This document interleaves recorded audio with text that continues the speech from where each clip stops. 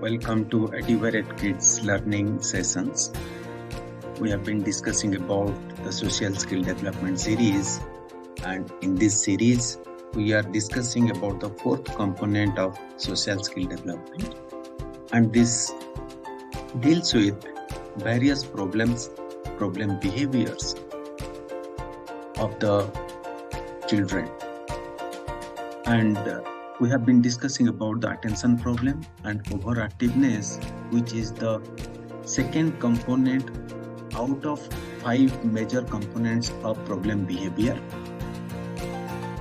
And under this attention problem, there are 8 components or 8 things that we need to check to ensure if our child is not having any kind of problem behavior whatsoever regarding the attention problem or overactiveness of the child. And today we'll be discussing about the 8th component and the last one under this attention problem. And this one is all about the child's behavior regarding the disruption of ongoing activities.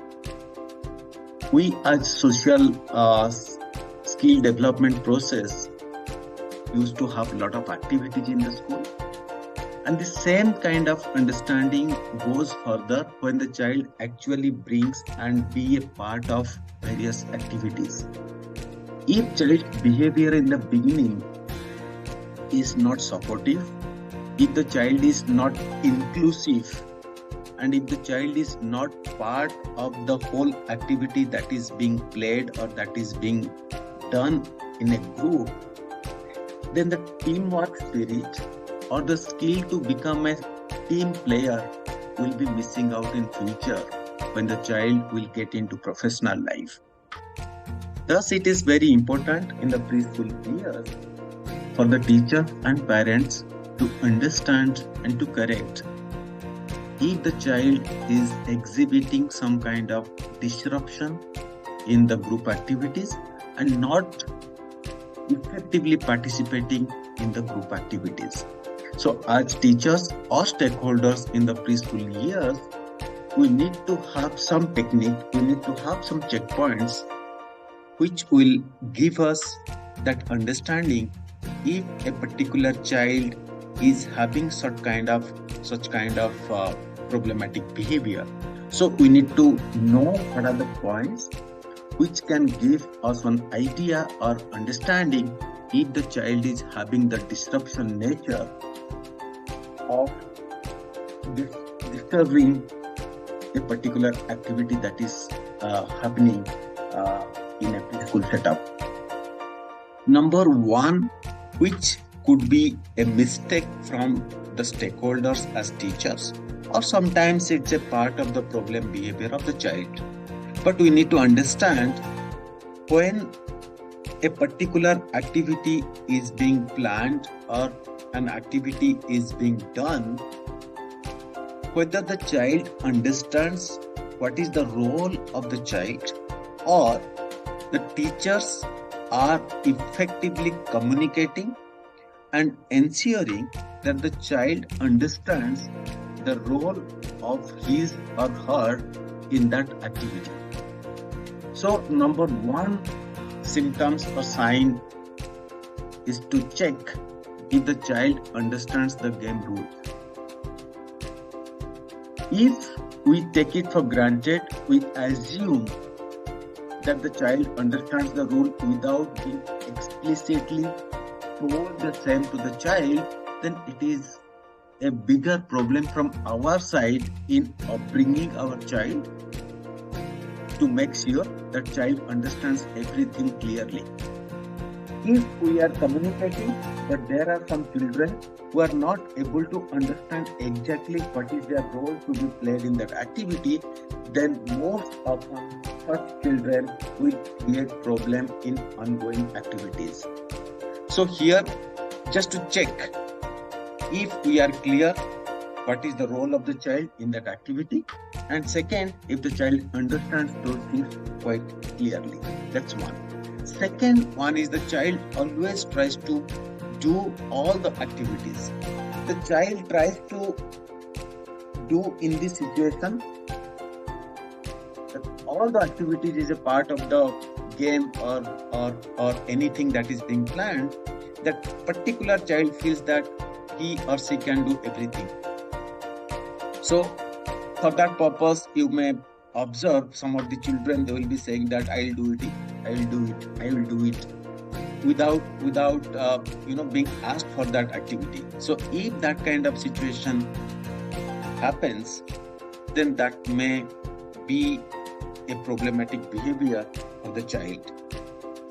Third component we may keep it in mind while observing a child. The child unnecessarily disturbs other children involved in the activity. Child may not be doing anything, but if somebody else is doing something as a part of that activity, this particular problem child will try to create some mischief things which will create a problem for others. So if such kind of thing happens, then we can see that this could be one of the signs, one of the symptoms for the child which who has such kind of behavior or problematic behavior with them. The child does something else which is not part of the activities. So if a particular activity is being played and there are certain things to be done in that activity, but child brings something else, child does something else which is completely not part of that particular activity. If teachers or parents observe that, then they keep it in mind that the child has some problematic behavior which disrupts that whole activity and derails complete activity for themselves as well as for others. Then last one we keep observing is that if the child behaves unexpectedly during an activity. That means if it is not expected at all that the child will be doing some kind of behavior of different in nature. If the child does it, that means child is definitely trying to disrupt the whole ongoing activity and doesn't want that activity to be completed. In that way, child doesn't have any understanding whatsoever it may be that what is the start and finishing of the activity. The child doesn't have a complete idea when an activity is being played, what is the purpose and what is the outcome of that activity and what is expected. So the child will be completely unaware of whole thing. Then child behaves like that. So this is a modifiable behavior. And if we understand all these things in a right time and right strategies will be taken, then such kind of problematic behavior can be addressed very, very effectively. Now question comes how we are going to address them. What are the various strategies we need to adopt to change or modify such behavior in our child? Number one, which is very, very important and perhaps the most important thing, if we can just do this, then such kind of things will be completely taken care of. That is the understanding, the communication about an activity to the child. It happens in 80% situations that when we interact with school teachers or during any kind of training, we ask a question to the teachers. Have you explicitly communicated the roles and responsibility of each child during an activity? Then in 90% cases, we realized the teachers, they do not express explicitly the roles and responsibilities. So one of the great strategies that if we are planning any kind of activity, before we start the activity, we bring all the children part of this activity and we have to tell explicitly the roles that each child will play in that activity. This is very, very important. We cannot expect the rules to be told during the activity. It has to be well told before the activity begins. Even if the teacher has to say multiple times, let it be. But this is very, very important for a child development in early child years. If clarity is there, then child will do the right thing. If the clarity is not there, it adds further problem to the overactiveness of the child. Confirm that the child understands what to be done. After the teacher communicates what are the few things in a very easy and single step instruction manner, the teacher may reconfirm it by asking questions in that manner which child can understand. Let the child tells what is the child understood and what is the child is going to do in that particular activity. If these kind of things are done, I think 90% of the problem will be resolved there itself. So this one is not only a good strategy for this particular problematic behavior, but as far as the communication skills are concerned, like listening and telling all these things, this is going to be a very, very fantastic strategy for the early child development. Then second strategy we may adopt to modify a child's overactiveness, which is manifested through disruption of various activities, that we may assign very, very specified role to the child, and we have to reiterate and ensure that the child remembers it. Sometimes it happens if child is exhibiting some kind of problematic behavior, it may happen that while the teacher is explaining about the rules and responsibility of each child, they do remember, they do understand. But when they start the activity, it may happen that the child may forget or child may not remember everything very, very clearly. So keep reiterating. If child is having some kind of problematic behavior, then we may in between keep repeating, do you remember your roles? What is that you are going to do multiple times? So the child will keep reminding those things. Yes, I'll have to wait my turn. I have to wait and I have to do these things, nothing else. So this was fantastic. In between of the activity, we keep repeating the rule. Third component is that if there is a child who has got little bit more intense of such kind of problematic behavior, we may assign some of the activities or roles in the beginning of the activity. Because those children who would be disrupting the activity, they are kept idle for a longer time. So since they are overactive in their nature, they want to do something, but they are kept idle for a longer time, then it is very common and it's very obvious that they will be creating some disruption in the activity. So if the teachers can assign some of the roles or activities in the beginning of the whole activity, then those children will keep themselves engaged in the beginning and they will feel they are the part of the whole activity. So chances are very less they will be creating problem in between the activity. And if possible, the teachers may assign little bit of more roles to them so that they feel engaged and they feel very much within that activity. Next one is that this is one of the strategy which works fantastic in most of the child development programs, and this is regarding giving reward to the child who behave themselves quite well. So if some of the children they are exhibiting that overactiveness by disrupting the game, the teachers may display some of the rewards that if the child will be remaining focused in that activity and they will finish this activity the way it is desired to be finished, then someone will be getting that reward. So when the reward is there, the child's focus would be there because the whole idea would be getting that reward.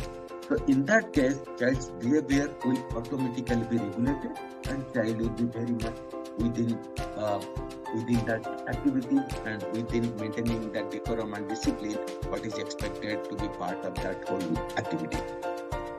So these are the four strategies which can be adopted, and this is very easy. Once this becomes a kind of practice in the school and teachers can identify that children who are creating some problem, then adopting these strategies will be very easy. And for that matter, in the preschool setup, which is a very structured setup, we have to keep everything documented. We understand if there are children who are displaying such kind of overactiveness through disrupting the game, we have to keep a checklist in their planner or diary so that it can be modified and it can be taken care of not only at school but also at their household environment.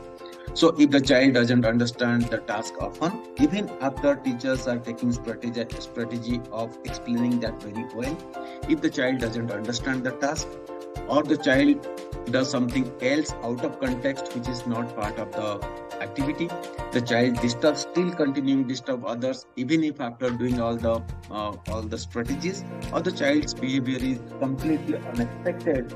If such kind of things happen, even taking those strategies, then those things can be taken as a kind of documented in the child's diary or child's file, so that some point of time those things can be discussed with the pediatrician or with a psychologist who can bring little bit of more professional help to the child to modify their behavior. So if such kind of behavior is very common and the child is doing quite often, then we can give a score of 3. And if it is rarely or not done at all, then we can just give a score of 0. So in that way, we can document the whole thing. So any point of time we can refer back, and such kind of strategies can be adopted quite easily. So the evaluation may be done once in a 6 months, because we keep on adopting those strategies in the school and it takes time for the child to modify their behavior. If during 6 months time, even after adoption of such strategies, it doesn't change, then that will help us to take child to the next level of support system, which will help child to modify such kind of behavior. So that's all about the second component of the problem behavior, which was dealing with the overactiveness or overattention of the child. Now we have completed that. We're moving to the third component of problem behavior, which deals with antisocial behavior or aggressive behavior of the child.